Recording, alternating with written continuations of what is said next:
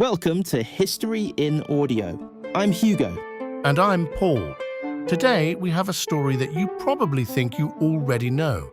A cruel captain, a dashing rebel, a tropical paradise, and a mutiny on the high seas. We're talking about the Mutiny on the Bounty, 1789. And I'm going to tell you right now, almost everything you think you know about it is wrong. That's a bold claim, Paul. The movies have been telling us this story for nearly a century. Bligh the tyrant, Christian the hero. What's wrong with that picture? Almost all of it. But let's start at the beginning. In 1787, a small ship called HMS Bounty left England on one of the stranger missions in naval history. It was being sent halfway around the world to Tahiti, not to fight anyone, not to claim territory, but to collect breadfruit plants. Breadfruit. They sailed around the world for a fruit. For a cheap food source for slaves in the Caribbean, that was the thinking. The Royal Society and plantation owners believed breadfruit could grow in the West Indies and feed the enslaved workforce. So they bought a small merchant vessel, refitted it as a floating greenhouse, literally tore out the captain's cabin and replaced it with a room full of potted plants and sent it off, under the command of Lieutenant William Bligh. And Bligh was, what? Some kind of naval brute? Here's where the myth-busting starts. Bligh was actually one of the most skilled navigators of his generation. He'd served as sailing master under Cook himself, that's the chief navigator, on Cook's final voyage. He was meticulous, obsessive with his crew's health, and introduced reforms that were genuinely progressive for the time. He replaced the standard 4 hours on, 4 hours off watch system with a 3-watch rotation that gave men 8 hours of rest. He organized music and dancing sessions for exercise. Early in the voyage, he wrote proudly he'd had no occasion to punish anyone. That doesn't sound like a tyrant at all. He wasn't, not by the standards of the 18th century Navy, but he had a vicious tongue. Bligh would fly into rages, humiliate officers in front of the crew, and then forget about it 5 minutes later as if nothing had happened. He couldn't see the damage he was doing. And there was a structural problem, too. Bounty was so small that it didn't rate a detachment of Marines. Bligh had no muscle to enforce discipline. All he had was his authority and his mouth. So what happened when they reached Tahiti? They arrived in October 1788, and they stayed for 5 months, 5 months in paradise, while the breadfruit plants were collected and potted. The crew formed relationships with Polynesian women, lived ashore, and enjoyed what one historian called a dissolute, hedonistic existence. Fletcher Christian, Bligh's protégé and acting lieutenant, formed a close relationship with a woman named Mauakua. And then they had to leave all that behind and go back to naval discipline on a cramped ship. Exactly. And Bligh, who had been tolerant of the crew's activities on Tahiti, completely failed to anticipate how hard the transition would be. Once at sea, his temper got worse. Floggings increased. He publicly humiliated Christian repeatedly, sometimes in front of the Tahitians when they stopped at islands for supplies. At one stop, he sent Christian ashore to collect water, but ordered the muskets to be left in the boat. So, when the islanders harassed his unarmed party, Christian had no way to respond. He returned with his task incomplete, and Bligh called him a damned cowardly rascal. That's the kind of thing that festers. It did. By 27th April 1789, 3 weeks after leaving Tahiti, Christian was in despair. Then came the incident that pushed him over the edge. Bligh accused him of stealing coconuts. Coconuts! He punished the entire crew, stopping their rum ration and halving their food. Christian seriously considered building a raft to escape to a nearby island. When his fellow officers found out, one of them told him the crew were ripe for anything. So the mutiny itself, what actually happened? In the early hours of 28 April, about 30 miles south of the island of Tofa, Christian acted. After a sleepless night, he armed his supporters, seized the upper deck, and burst into Bligh's cabin. They dragged the captain up to the quarterdeck with his hands tied, Christian holding a bayonet to him. Sources suggest Christian had a lead weight around his neck, ready to jump overboard and drown himself if the mutiny failed. He was that desperate? This wasn't a calculated power grab, it was a breakdown.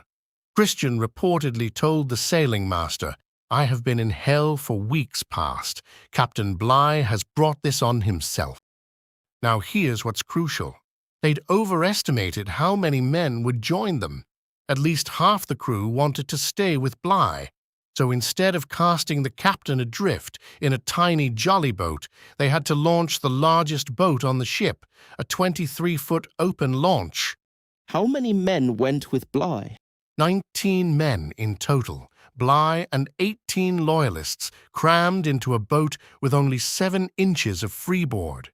That's 7 inches between them and the ocean. They were given roughly 5 days of food and water, some navigational instruments, and 4 cutlasses thrown in at the last moment. And this is where the real story begins. Bligh's open boat voyage. I've heard it described as one of the greatest feats of seamanship in history. It deserves that reputation. They first landed on Tofua to find supplies, but the islanders turned hostile. A crew member named John Norton jumped into the water to free their boat's rope and was set upon and stoned to death. Bligh realized that any island stop could end the same way, so he made an extraordinary decision. They would sail directly to the Dutch settlement at Kupang in Timor, a 3,500 miles journey across the open Pacific in an open boat on rations of 1 ounce of bread and a quarter pint of water per man per day.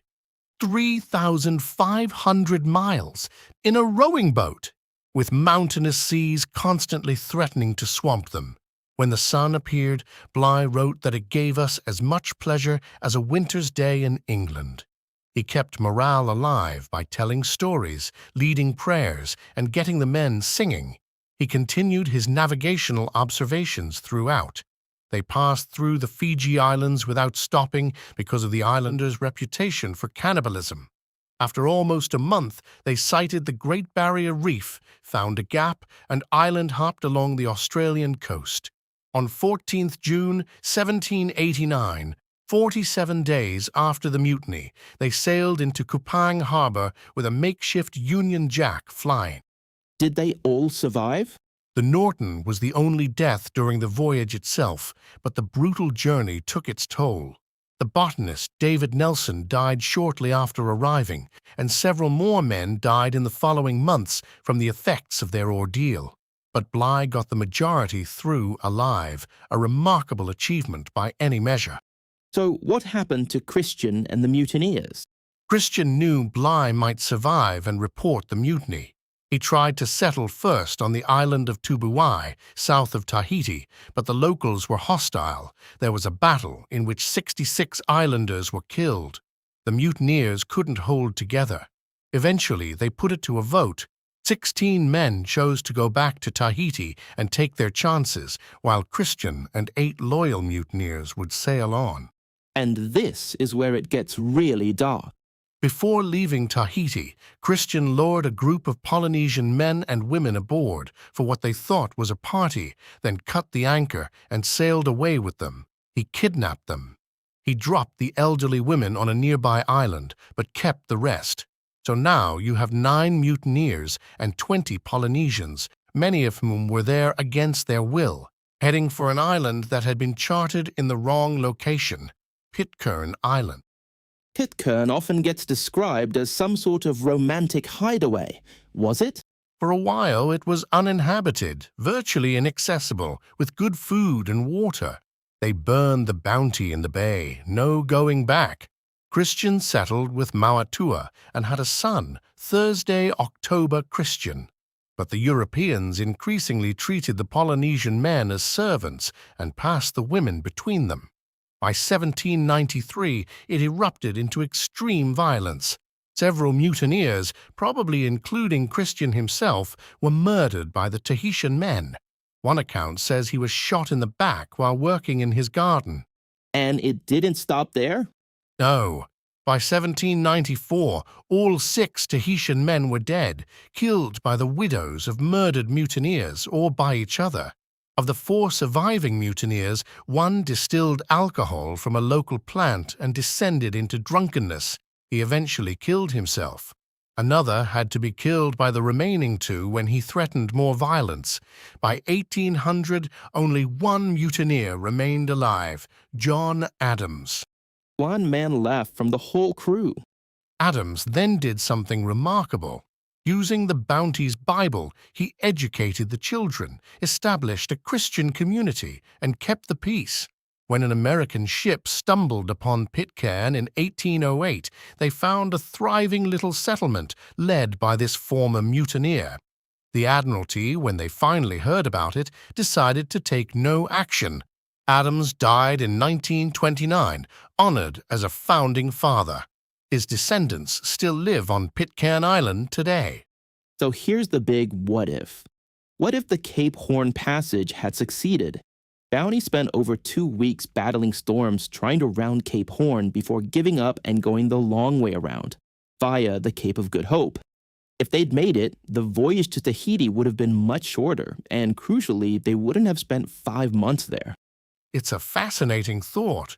No long layover in paradise means no relationships, no reluctance to leave, no slow deterioration of discipline. The crew never falls in love with Tahiti because they're barely there. Christian never reaches breaking point because the voyage stays on schedule. No mutiny, no 3,500-mile open boat journey, no Pitcairn, and Bligh delivers his breadfruit without incident and probably remains a footnote in naval history. Instead, he became one of the most famous captains who ever lived, for all the wrong reasons, thanks to Hollywood.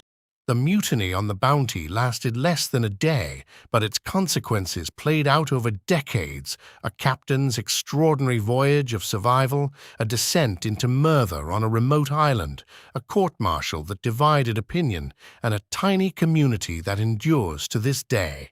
It's one of history's great reminders that the story people remember is rarely the story that actually happened. A story of paradise, desperation, and a very long boat ride. That's all the time we have for today on History in Audio. Join us next time.